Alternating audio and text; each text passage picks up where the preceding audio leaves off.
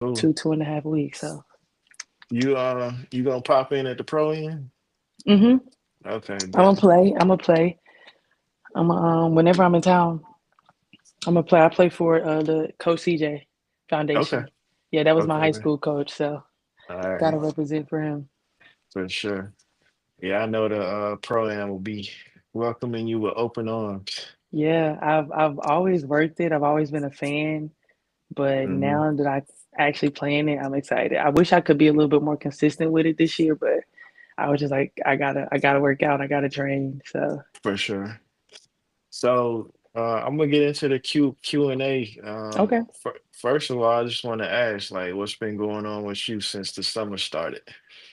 Really, moving back to Charlotte, really working out. Honestly, just trying to get acclimated to the pro lifestyle, trying to get Okay. acclimated to not being a collegiate athlete anymore. Really Okay. just adulting, stepping into adulthood. That's really been my main thing. Reconnecting with family. Being in Kentucky, I haven't really seen my family a lot, so being able to spend time with family and just work out and Okay. find new hobbies. Yeah. I mean, I guess when you play that level, like everything revolves pretty much around the sport, right?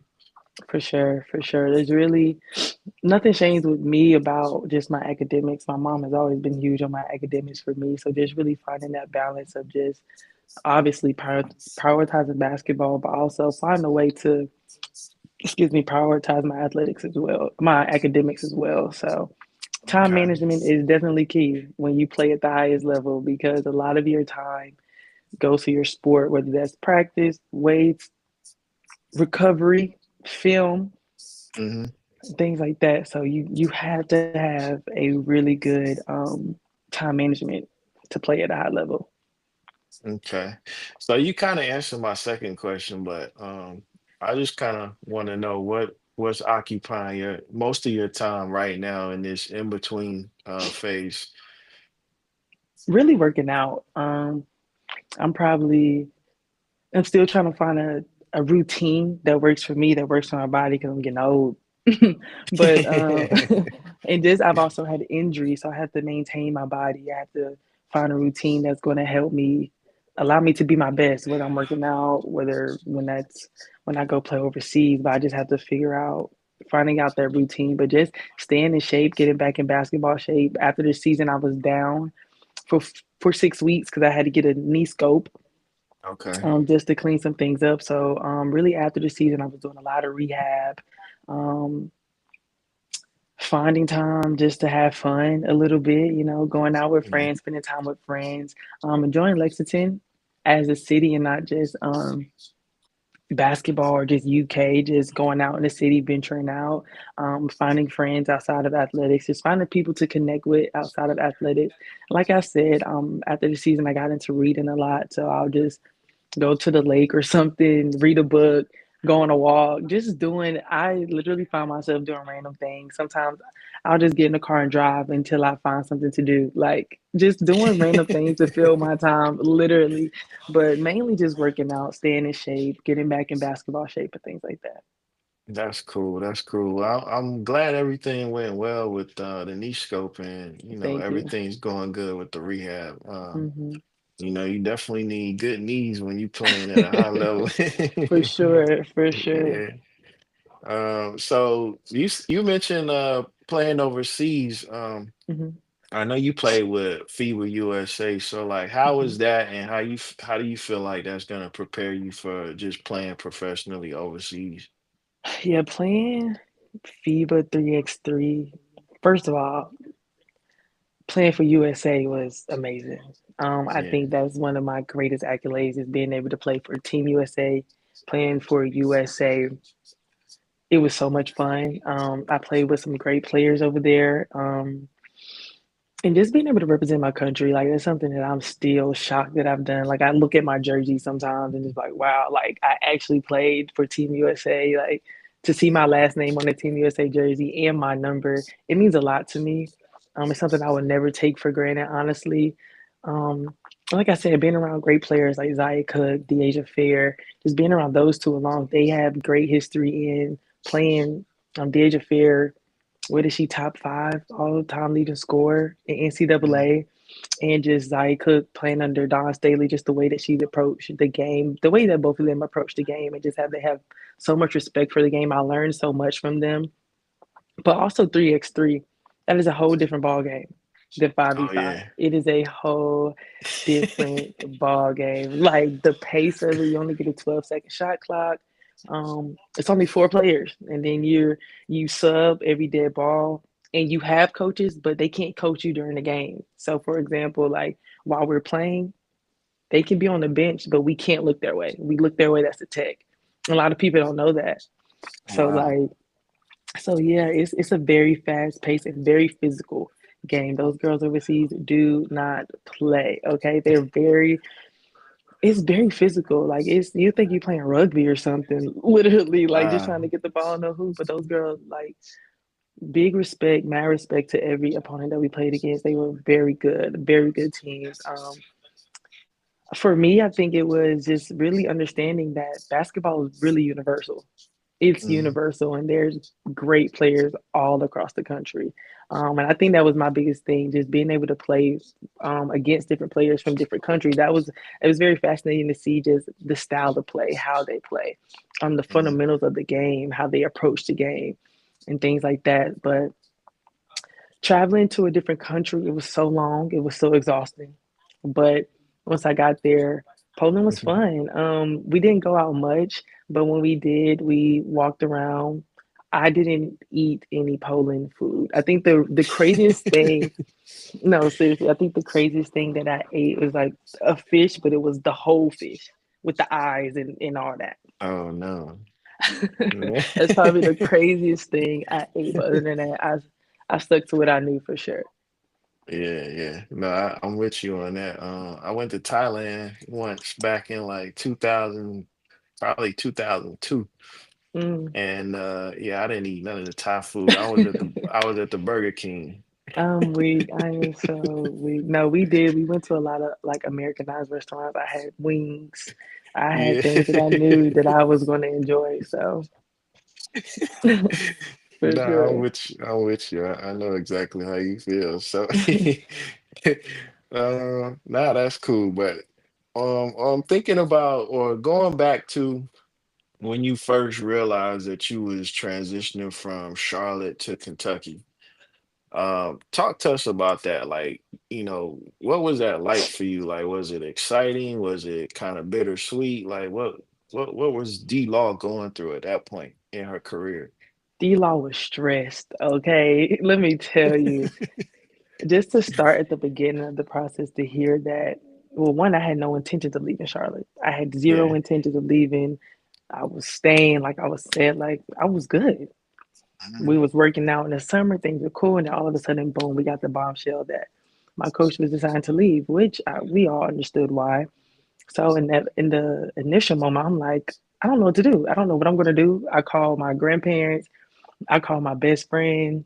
I was just like, y'all, like this is happening. And so as the process went on, I talked to a lot of schools, and Kentucky just ended up being the best fit in my opinion for me. And I was excited. I was, like you said, I had the feeling of bittersweet just because I spent my whole career at Charlotte under my coach for Mhm. 5 years. And I love Charlotte. I went to middle and high school there. I have a lot of friends there. I have a whole community there. I have a whole community of people that ride behind me there. And yeah, so I was like, wow, like I'm really leaving Charlotte, even though it's for 10 months or 10, however long it was, a year. It was just like, Mhm. wow, like I'm leaving my foundation. Yeah. And I was so scared. I think the biggest emotion is I was scared. I'm going from a mid major to Kentucky. Yeah. And so my one of the biggest things for me was just understanding that I belong. And even when I first got here, I still felt like, what am I doing at Kentucky? Because my summer here at Kentucky was one of the worst summers I've ever had. The workouts, everything is hard. Everything was hard. Everything was for me. The most challenging part transitioning was just building my mental toughness, just Mhm. understanding that everything is new and everybody was new. Really, new staff coming in. We had none of the players really knew each other unless they came with Coach Brooks from V Tech. But I went in there not knowing anybody except for Tiani Key. I knew her because I played with her older sister in Mhm. AAU. But yeah, I was going crazy. I was like, man, I don't know what I'm about to do. What am I doing here in Kentucky? like I think my first couple of weeks, I'm like, oh my goodness, this is not gonna go well. Like this is not gonna go well. I can't even do a bike workout. Like I'm out of breath doing a bike workout right now. But Yeah. eventually, as the summer went on, things got better. It was one of the most challenging summers, physically and mentally, just because everything you just have to do more. You have Yeah. to do more, especially coming from a mid major to a power four. Like you have to be better in every aspect of your game. If I if I would have brought my mid major talent and no practice and just threw me out there with the Wolves, I wouldn't have been as successful as I was. But um, I'm glad that I went through what I went through for the summer because it really made me stronger. It made me stronger in the end, just mentally. It made Mhm. me realize that I'm gonna go through my challenges, but I do still belong here at Kentucky. I'm here for a reason and things like that. So I went through a lot of different emotions my first few months here. Obviously, missing friends, missing family. Luckily, I had my assistant coach, so that came with me from Charlotte. So she was a Mhm. really good person to have, just because we were both transitioning together. Um, we were both under our former coach. Obviously, she was there young, under her longer because she played for her and then coached under her. Oh, Mm-hmm. okay. Yeah, Yeah, I think I yeah, know who you're talking about because I did. Matter of fact, I think at one point I followed her on Instagram, yeah, and yeah, she was a younger coach. Yeah, I can't remember yeah, her yeah, name, but I know who you're talking about. yeah. Sierra Gregory. So, Yeah, yeah. yeah. So, um, that's really how all this started too with the Kentucky offer. Because one day, I was joking with her. We were in the practice gym at Charlotte. I was joking with her. I was like, "Hey, you gonna tell Kenny?" Hey, I'm completely joking. I'm joking. And then she was like, no, like I'll send him some film, things like that. Da, da, da, da, da. A couple days later, I get a call from Kenny Brooks. I'm like, oh, this is for real. Damn. Yeah. So she was like, yeah, she's like, yeah, he said he's gonna call, da da da. Um, my phone right here. I'm sitting at my desk, like waiting on him to call. I'm excited, Oh but my I'm God. nervous because I was a huge fan when he was at Virginia Tech. I was Hmm. rooting for them in the Final Four and things like that. So just being able to play under him, also to play with Georgia, that was another huge reason why I came here. Just being able to play with a fantastic point guard. I played with a lot of good point guards at Charlotte, but G is the best point guard that I played with in my college years, hands down, hands Yeah. down. Yeah, I saw her. I got to see her play in person when she played against Caitlin in that Hmm. Jumpman I was there Classic too. game. Yeah, Hmm.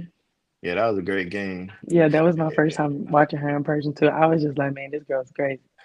Like yeah, this girl looks good. she was going nuts. Man, she had about 30, 32, something like that. She was going Yeah, crazy. yeah, her and Caitlin was just going back and forth. It was Literally going back and forth. Caitlin had a 40 ball. yeah, yeah. But yeah, I was like when I saw the news, I was like, man, because like I didn't know you, but like I Hmm. had been around you a couple of Hmm. times and just enough to like understand the just the atmosphere, like what kind of like what was going on and how exciting that was for you. And I know Hmm. I had mentioned some things about it on my Instagram story. So, Hmm. I truly was happy for you to get that experience that you had at Kentucky. Thank you. Yeah, I thought that was amazing. You aware of a gentleman by the name of Peter London? Peter London. He works with Carolina Girls Hoops Report. But I'm pretty anyway, sure if I see him, yeah, yeah, exactly. I'm pretty sure if I see his face. He's kind of hard to forget. But him and I, we had a conversation about you, and he really opened my eyes to just how talented you are. Mhm. Because the conversation was, and I'm getting off topic, but I'm gonna Oh no, keep you're it fine. brief. You're fine. You're Um, fine. he we were talking about just your ability to go from mid major to power four. Hmm. And I made the comment, well, I said, well, if Deja can do it, anybody can do it, right? Hmm. And he corrected me, and he was like, Deja, she ain't like everybody else. And it really opened my Yeah. eyes because it's true. Like I don't think a lot of people would have been as successful as you were because of the talent and just the work ethic that you had. So, I'm just bringing that up because a lot of people don't realize what it really takes to do what you did. You know what I'm saying? Hmm. Thank you. And Thank you so, for that. yeah, I mean, I didn't. It was like I'm getting all caught up, but it was like this happened right in front of our eyes. You know what I'm saying? Because Hmm. I brought Ava to UNC Charlotte to watch you play Hmm. there, and we never knew that this was going to transpire. So Never. again, yeah, again, just major salute to you for Thank you. doing that. Like that's really special. Thank you. I've been And I'm saying, glad we. what was you gonna say? No, I was just gonna say I'm glad that we were able to come on here and talk about it.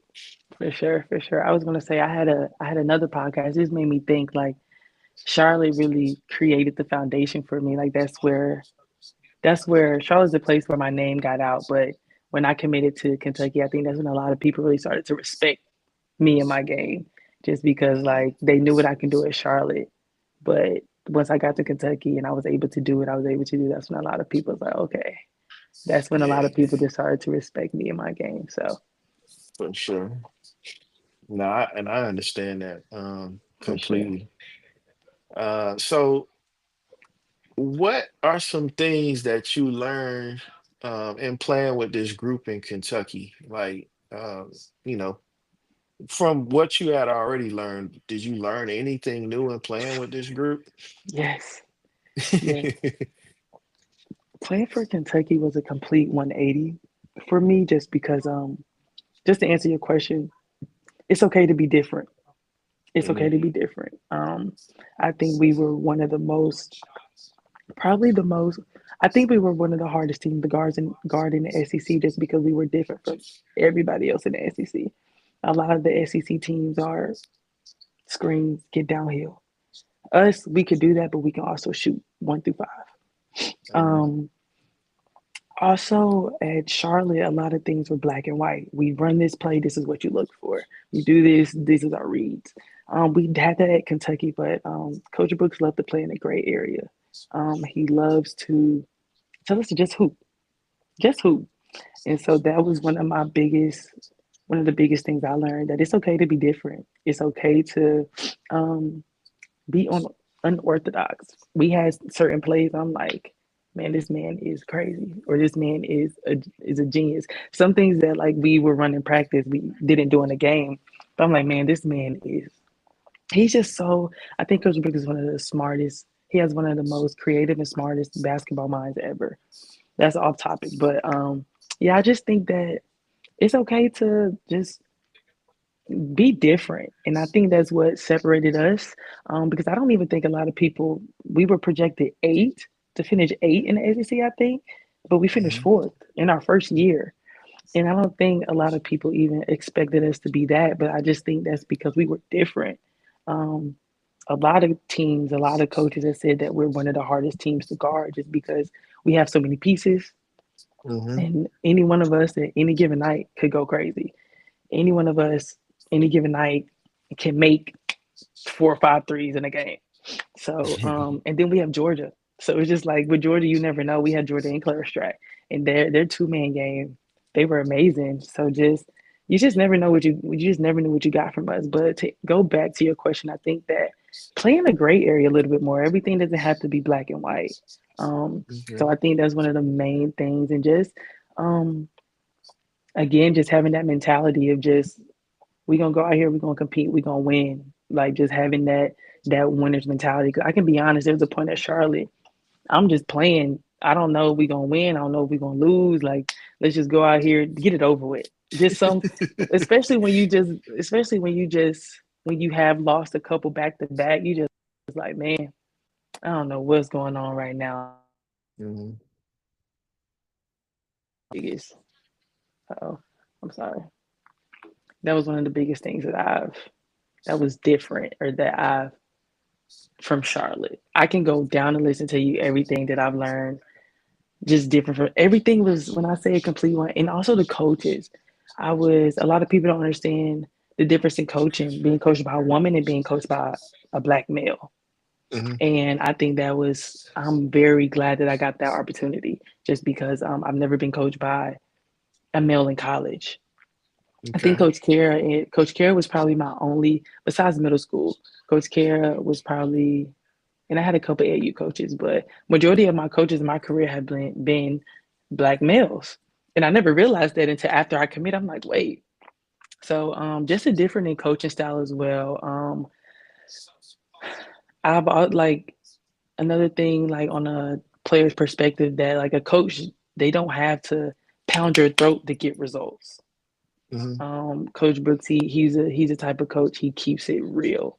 He keeps it real. If he needs to get on you, he'll get on you. If you do what you have to do, he won't say much to you. He will still Mhm. encourage you. He'll let you know that you're doing the right thing. But just a different approaches to the game. I also learned that you don't have to feel in control to get the results. So you don't have to yell or discourage your players to get the results that you want.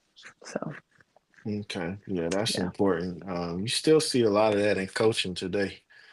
Uh, just Yes.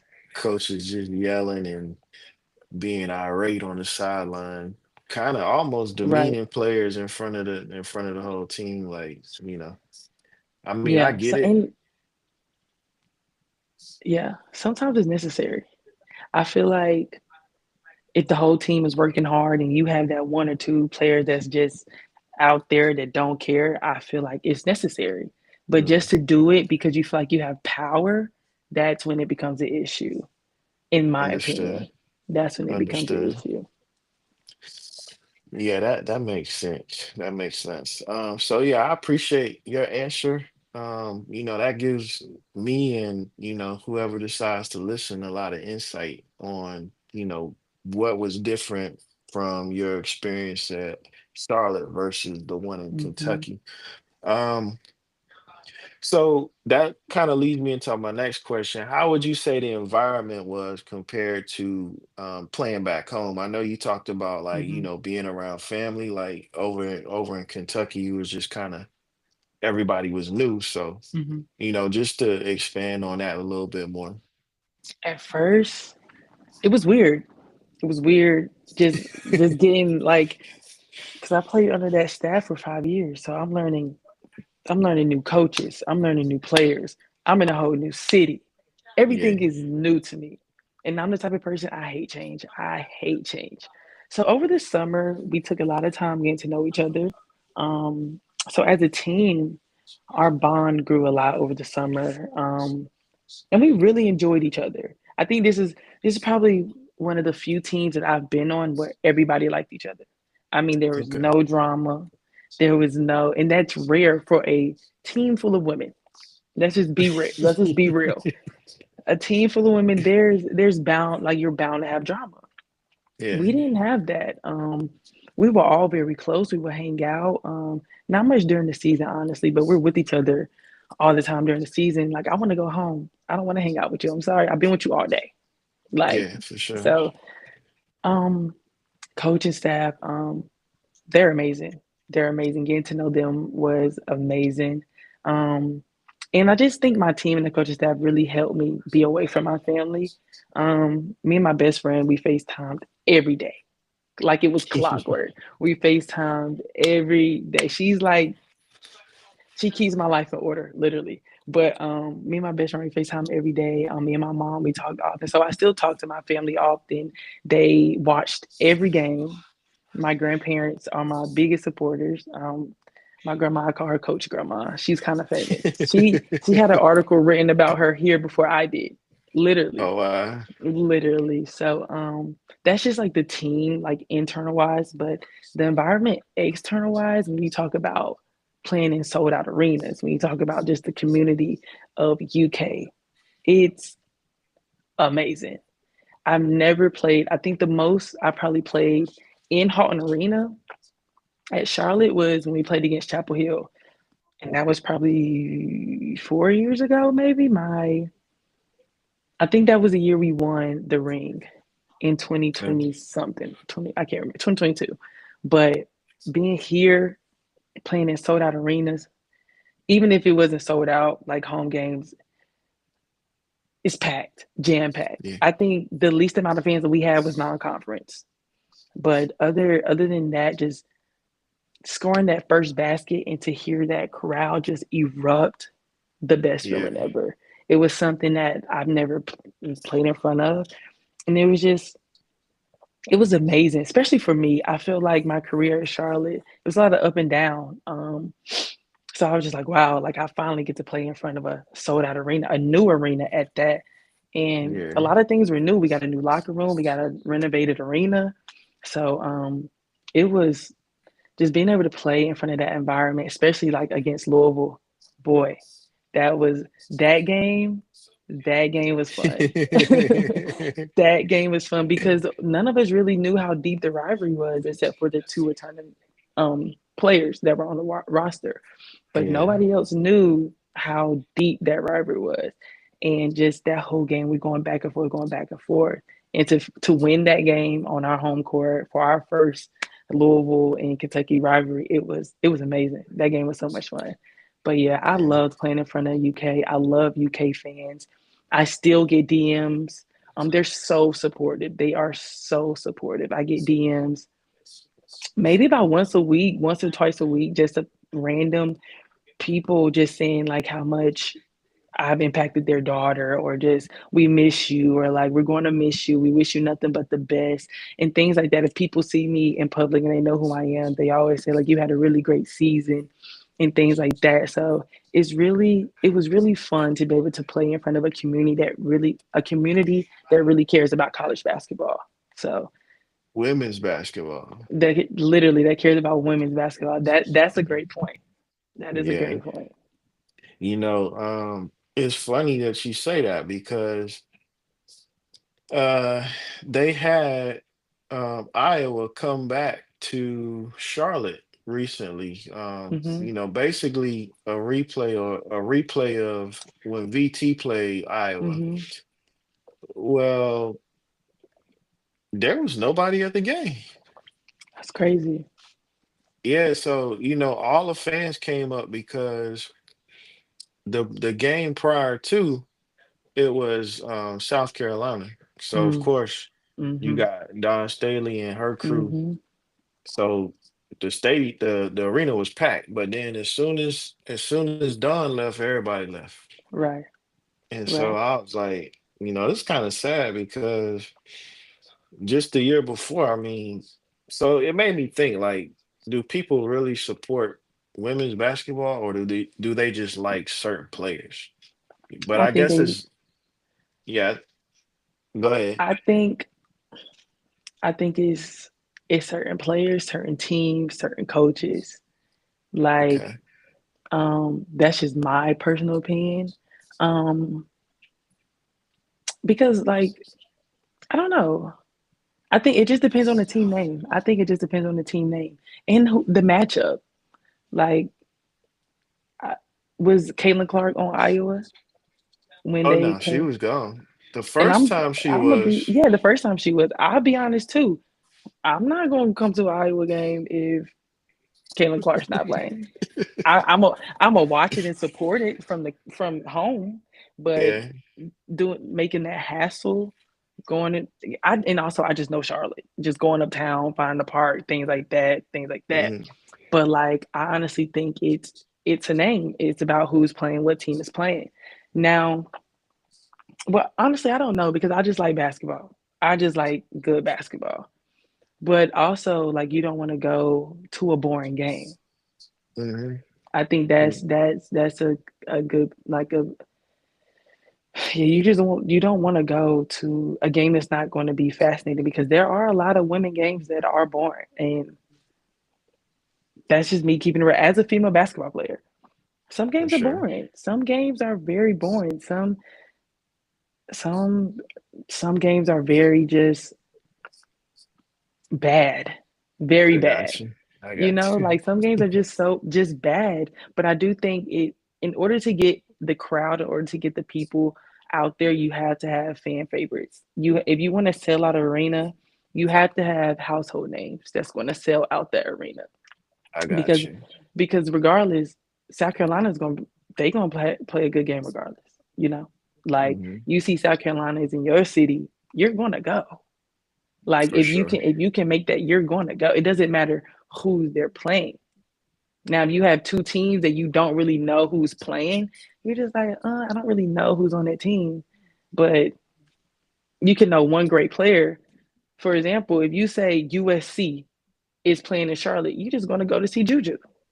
For sure. You see, so Yeah. I'm interested to see their turnout next season if because Juju's not going to be playing. Yeah. But But I think they still gonna have a pretty yeah, talented they're going to have roster. they have a really good talented squad. So things like that also, you just have to have a good household name in order to get the No, people out. that makes sense. I'm glad you put that into perspective because you're right. Like I took Ava to see UNC Chapel Hill versus UConn, but Mhm. they had Paige Beckers, they had Sarah Strong, Mhm. Mhm. and then of course, we wanted to support Blanca Thomas because she Mhm. from Charlotte too. So Mhm. I didn't really know anybody else on Chapel Hill roster. So but we wanted to go out and support. Plus, Right. Ava, she likes KK Arnold, so KK, yeah, yeah, she's good. She's funny. yeah.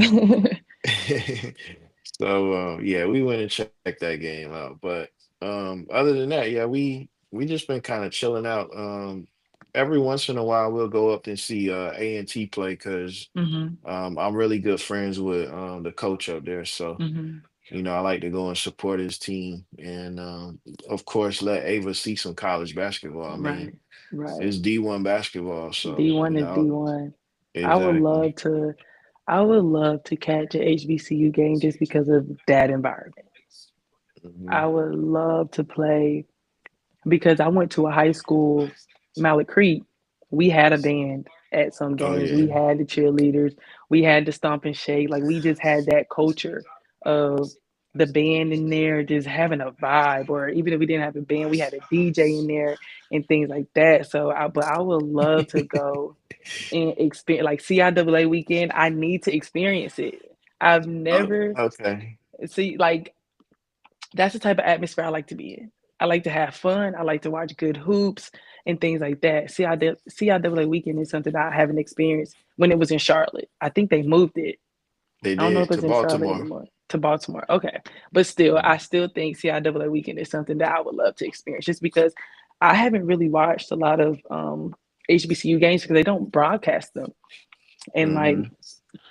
talking about HBCUs, we talk about Diamond Johnson that went to Norfolk State. I had the opportunity to play with her in the All Star game. It's just like there's talent everywhere. We just don't know about it just because there's not enough coverage to Hmm. cover HBCUs or anything like that. But I would love to go to like HBCU games just to support because, like I said, there's not a lot of coverage. You don't see their games on ESPN Plus. You don't see them on any any any streaming networks really. So that's something that I would Yeah, love to do. yeah. You gotta get out to the campuses. And I'm a graduate of Fayetteville State University, so Really. we're a part of the CIAA. Hmm. And My yeah, mom, you don't hear a lot about the game. you don't. Not anymore. I did a few years ago when I was like in high school when CIAA was very popular. I heard a Mm, lot about it, but now you don't really hear much about it. But my mom went to A&T. okay, Yeah, okay. my mom went to A&T. My sister graduated from A&T. Really, Yeah. they So, love their Aggie pride. oh, you already know. But yeah, Fed was so I'm gonna tell you, because I've been to CIAA, and I'm gonna say this: CIAA was more about um like the kind of like the party atmosphere Hmm. versus actually going to the games. That makes So sense. like, yeah, people knew about the games, but it was all about, being at like day parties or Yeah, going out to clubs at night, because that it makes would it sense. would it would bring all the celebrities into the city of Charlotte. And so, Hmm. once everybody know they coming, everybody, Right. I mean, they used to flood Right. the city. So but yeah, nah, they definitely could do better with HBCU basketball. I mean, For sports sure. and everything. So I did want to ask you also, and we this is like the longest podcast I've ever done. So We just it's de talking. I like to talk. I get off subject, so I'm sorry about that. But no, this is good because typically I'm talking with high school students, and so mm, there's and then also like they're not always experienced with doing this type of stuff. It might mm, be their first experience, so for they're sure. not really sure what to say. But here we are, two adults. So yeah, Right. it's definitely different, and I appreciate it. Of So course. uh, I wanted to ask you, what about your college career has made the most impact on you as a player, but also as a person? I think my journey at Charlotte. Oh my goodness. If I wouldn't have went through what I went through at Charlotte, I would not be the player that I am today. Just to keep it short and brief, and you can look up just my stats over my years at Charlotte. I mean, my first 2 years there, I didn't play at all. Mhm. I did a red shirt, so I was traveling a lot, not playing, practicing here and there. Um, the next year was COVID. I opted out. I didn't play at all. I was literally a regular student, but I would go. I would go to all the home games. Like I was still supporting, but at Mhm. the time, mentally, I didn't think that was something that I could take on. So I Yeah. stepped away from the sport for a year, which I think was much needed. And then coming back, oh, that was probably one of my lowest points in basketball. Honestly, just going through some of the things that I went through for personal reasons. I was averaging 2 minutes a game, if that. Um, you look back at my stats, I'm like, man, I went from there were games where I wouldn't even put on my jersey just because I knew I wasn't getting in. Or there Oh were wow. games where I'm just like, well, here we go. Like I'm about to just cheer. I'm about to cheer for my team. And there was a point where I was bitter. I'm like, man, what am I doing here? Like I know I can play. I'm just here sitting on the bench. Like I was definitely hating. But after a while, I had to get out of my head. I had to really understand that there's obviously a reason why I'm not playing. We had a lot of Mhm. great players on the team at the time. This is the year that we won the championship. And I'm like, man. And after I think before Christmas break, I think we were 4-6. And then my coach looked at us and she said, if you don't wanna F and play, don't F and come back. Ooh. And I think that was a real reality check for all of us, especially for the ones that didn't play. So went home for a little bit, came back. I think we lost 4 games the rest of the season because everybody was just so locked in. I think for me was I started doing extra Mhm. everything. I mean, I'm doing extra lifts, I'm doing extra runs, I'm getting extra shots up. I'm any on away games. Like I'm doing extra conditioning, extra lifts on away trips in the hotel. That's just how determined I was to show like, okay, I know I deserve to play. I know I spent the whole summer working out. Like I deserve to be getting some playing time. Let me just Mhm. go show. Not even I was just and my biggest thing was not even trying to convince the coaches. I said I can just sit here and try to be better for myself. I'm gonna do extra stuff. I'm gonna do it. I'm going to make sure that it's because I want to do it and not because I'm trying to be seen by the coaches. Because I know what Right. I'm doing here is going to translate. to practices, to things like that. And I can tell you by the end of January, I was a sixth man. And so Okay. it was coming, like things were coming. I was getting reps on the court. I was just getting reps. So at the time we had like green, gold. Green were like the starters, and like gold, we were obviously the people that were coming off the bench, like the reserves and things like that. So when I started doing the extra work, everybody else on gold started doing extra work. Hmm. There's people with me doing extra workouts, doing extra lifts. Again, like in the weight trips, like we just decided, like, okay, like we're not gonna make our circumstances our final destination. We're not gonna make what we're in right now who we have to be. Like right now, we're not playing, and that's okay. We can be.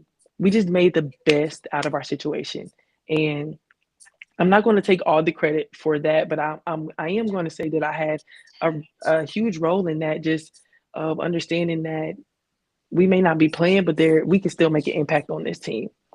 And Hmm. I kind of led the way in that. And by the end of that season, I think our last regular season game, that was my first 20 ball.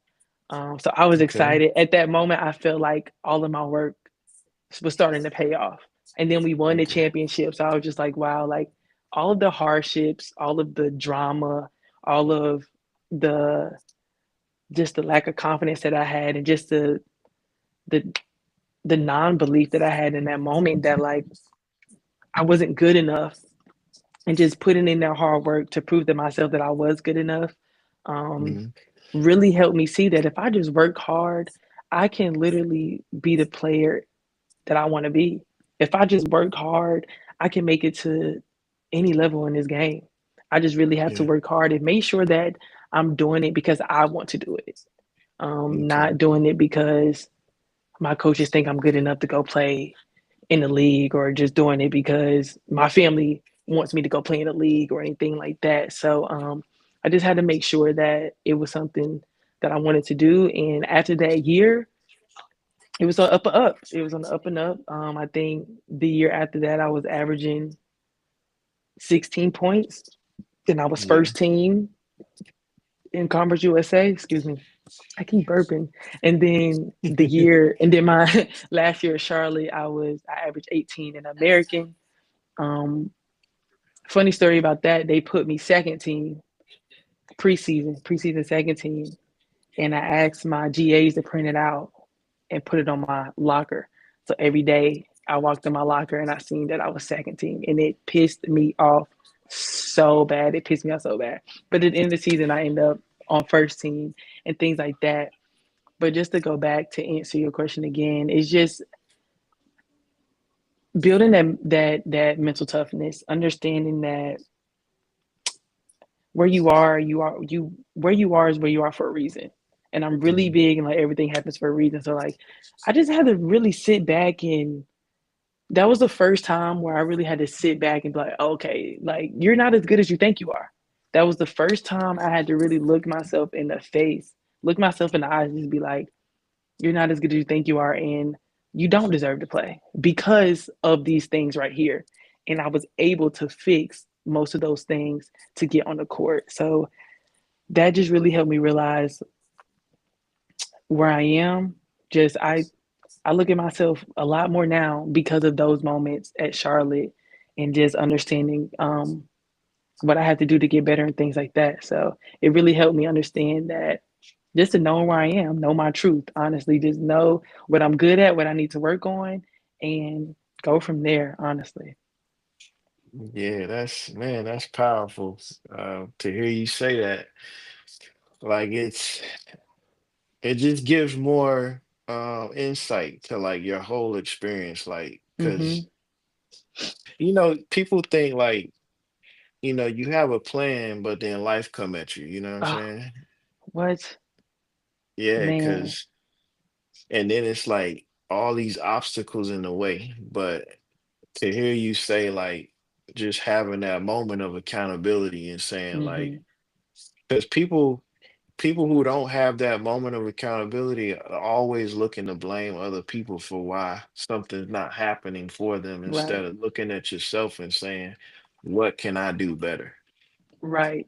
I literally, Uh, I don't know if I still have it in my iPad, but I had a whole list of everything that I could do better. I went and asked coaches, what can I do better? I asked my head coach, I said, Coach, I want to play. I want to play. Like, I'm tired of sitting on the bench. What do I need to do? And I was never a fan of transferring. That's one thing I told myself I wouldn't do. And one of the main reasons why I never transferred is because I told you I'm big on my academics. Mhm. I was not about to go to another school and all my credits not transfer over and now I have to start over. And that's, I'm telling you, a lot of people be like, really? I'm like, yes, I'm going to graduate in 4 years. I'm going to graduate on time. That was a big thing for me graduating on time. Just because I know I have more eligibility, I can work on my master's. So I was just like, Mhm. I'm going to graduate on time. And like, I'm not about to transfer because my coach isn't playing me, because I had things to Right. work on. Now, if it was other issues, obviously, everybody's situation is different. But in my situation, I was like, no, I'm not transferring. I'm going to stay where I am and I'm gonna work to get to where I want to be. Like, and I think that what you said is huge too. A lot of people love to point the blame. A lot of people do not like to take accountability. But in that moment is where I learned how to take accountability and sit in it and just Mhm. move forward. And I'm glad that I did that. I'm glad that I did that.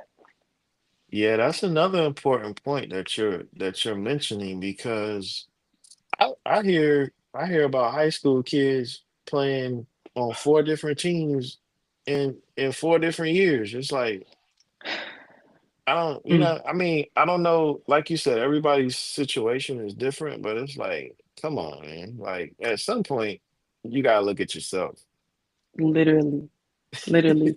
In a lot of high school, that has to do with a lot of parents. A lot of kids don't even Yeah. have a say, but basketball is different now with NIL. That's a whole different conversation. The Hmm. dynamic, and now high school kids in North Carolina can get NIL, correct? They can. So it's a whole different ball game. It's a whole different ball game. Like when I was first getting recruited, my first time, 2019. Well, before then, it was different. We weren't. I wasn't about to go like my high school years. I transferred once. I went to Vance for my freshman year to play with my trainer. Malik Hmm. Creek was always my home school.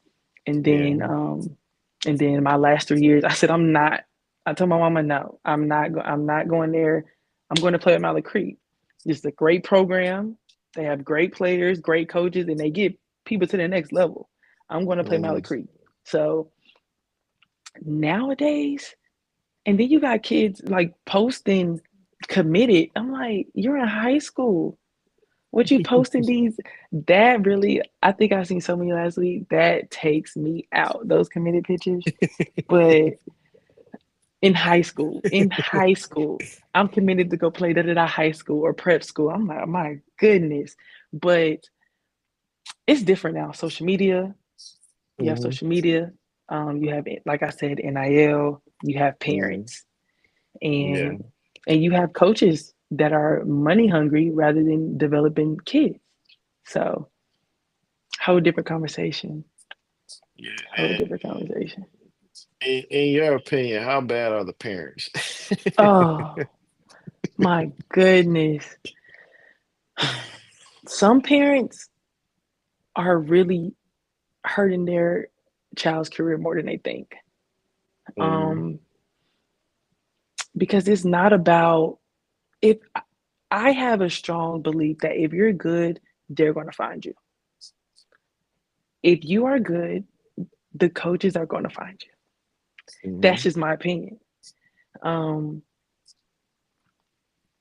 Especially in AAU, I just think the scene is ridiculous. And like I said, everybody is money hungry now. Even parents, they're money hungry. They're we got to go to a Power Four school, da da da da da da, just so you can, like just so you can make it, things like that. And I don't think a lot of parents really understand what their child is going through, especially in the recruiting process. When we're talking about transitioning from high school to college, um, I hate when parents think it's their decision.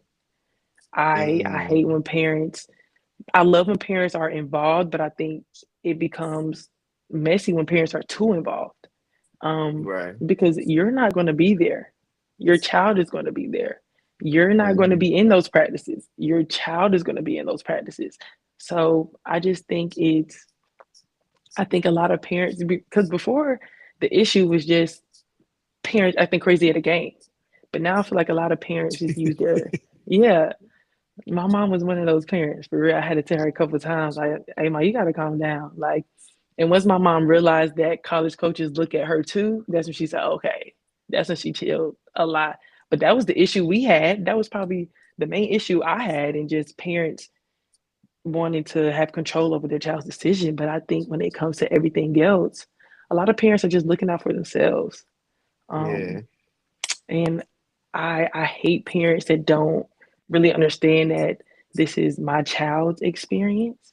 Um, yes, I'm going to guide my child, but I'm not going to force them to make a decision that I think or that I want for them. And I Okay. hate parents, I strongly dislike parents that try to live through their child. Like, Mm. this is your child's life.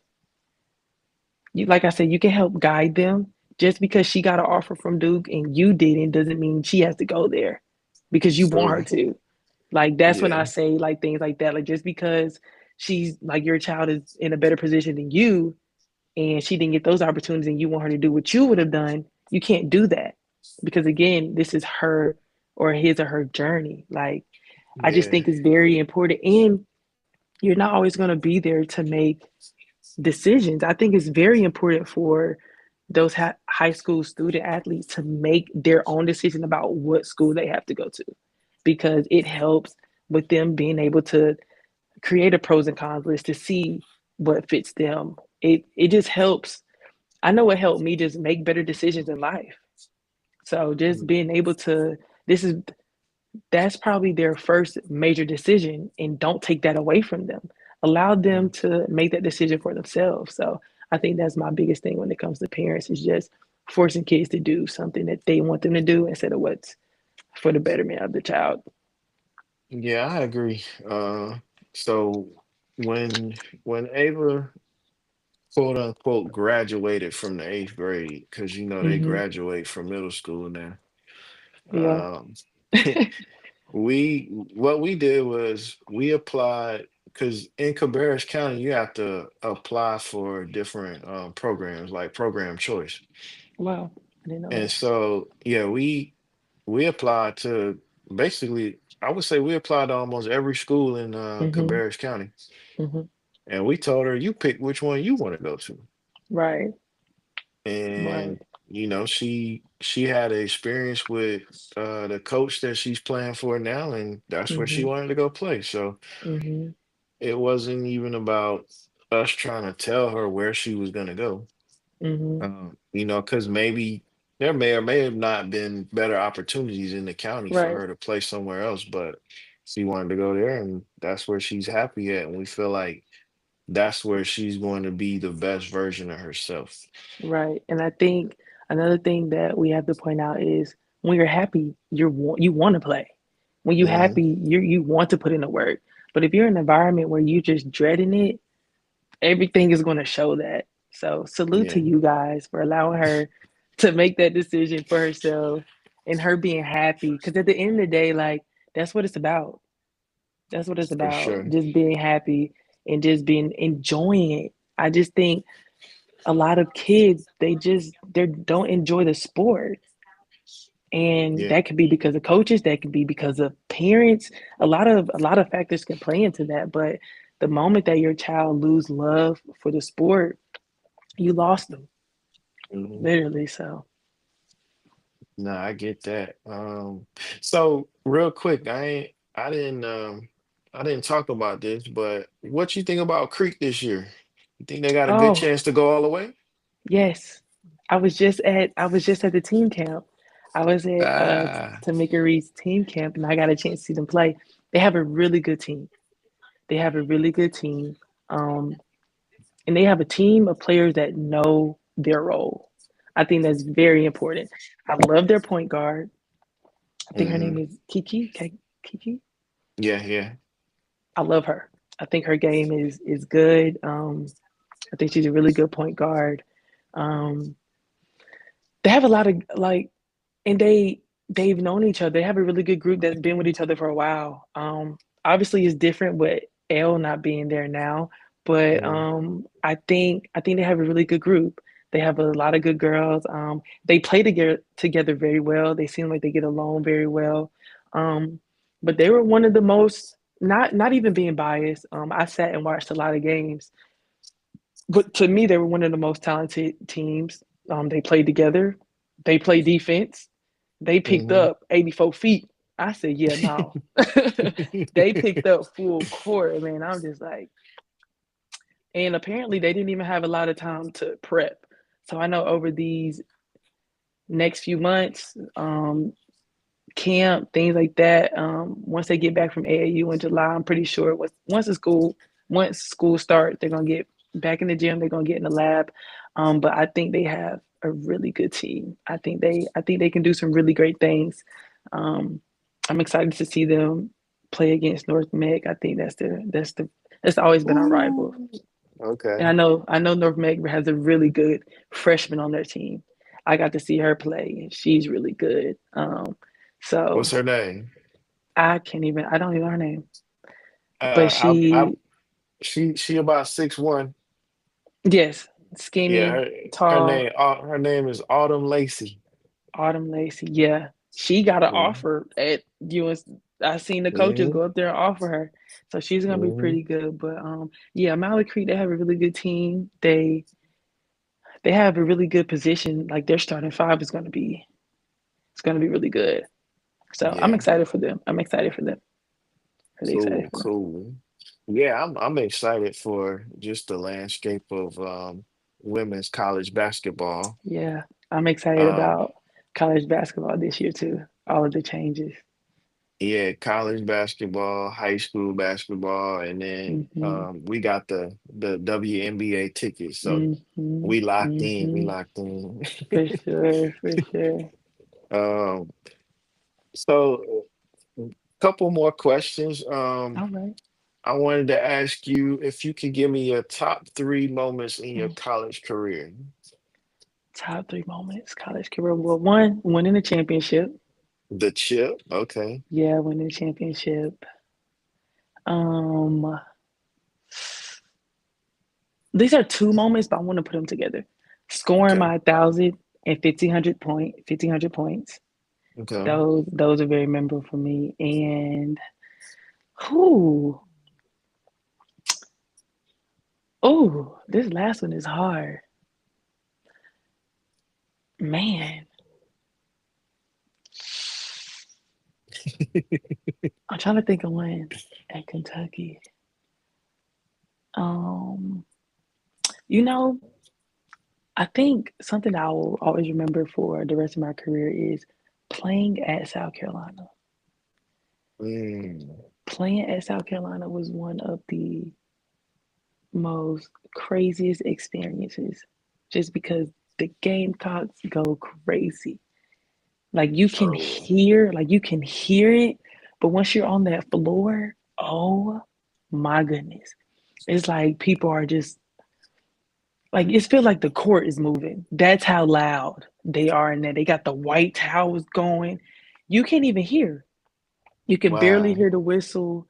You can barely hear each other. Like we're yelling plays. Like yell because we can't hear anything. So playing at South Carolina was fun.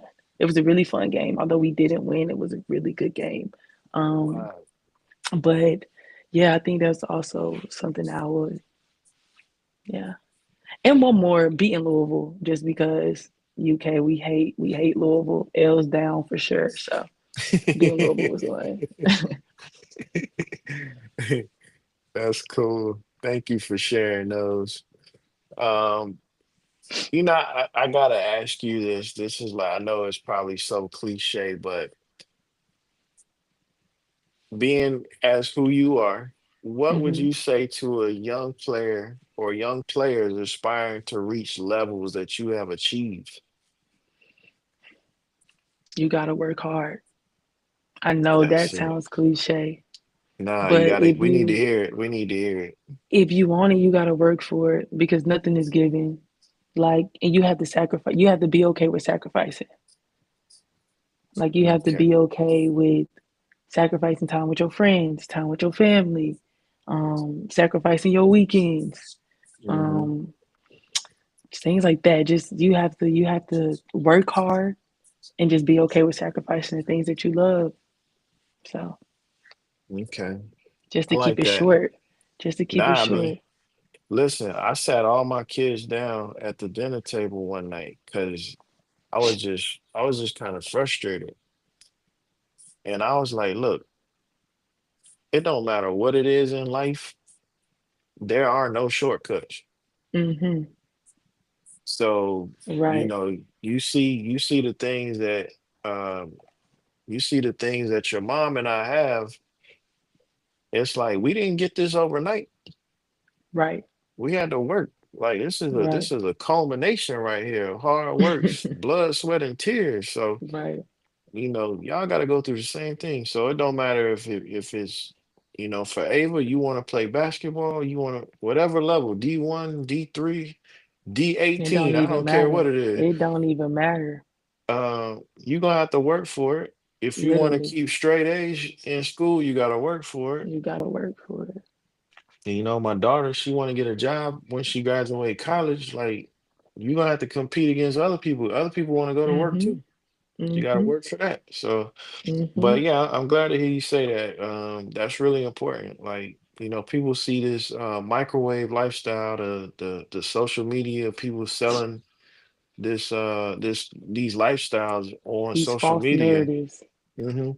So yeah, they think it comes overnight. But yeah, thank you for sharing that. And lastly, I just want to ask, what are your plans for the next few months? I know you said the pro am. Yep. You doing any camps?